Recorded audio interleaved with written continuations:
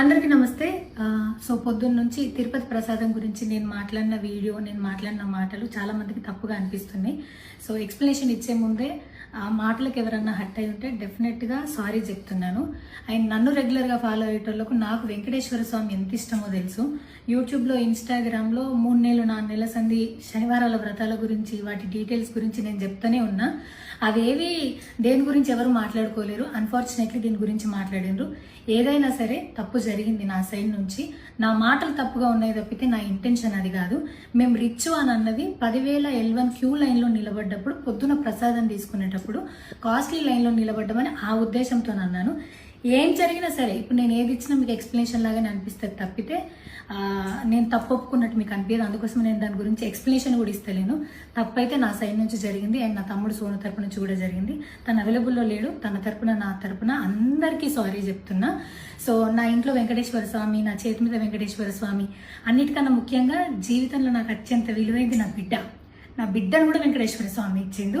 నేను ఆయన గురించి తప్పుగా ఎట్లా మాట్లాడతా?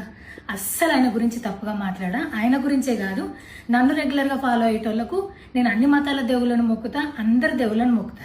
అందులో వెంకటేశ్వర స్వామి నా జీవితాన్ని మార్చిండు. ఈ రోజు నేను అనుభవించే ఏది కూడా ఆయన దయలేకపోతే కాదు. అట్లాంటిది ఆయన గురించి నేను ఎందుకు మాట్లాడతా?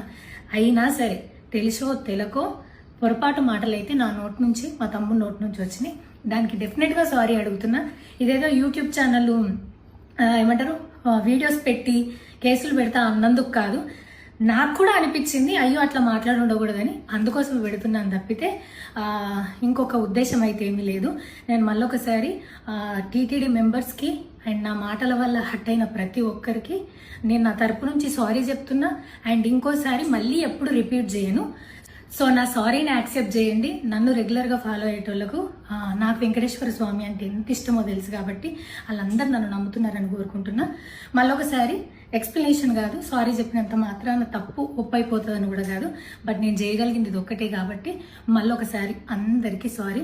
అండ్ డెఫినెట్గా ఐ ప్రామిస్ ఇంకోసారి ఇది రిపీట్ అవ్వదు. Thank you.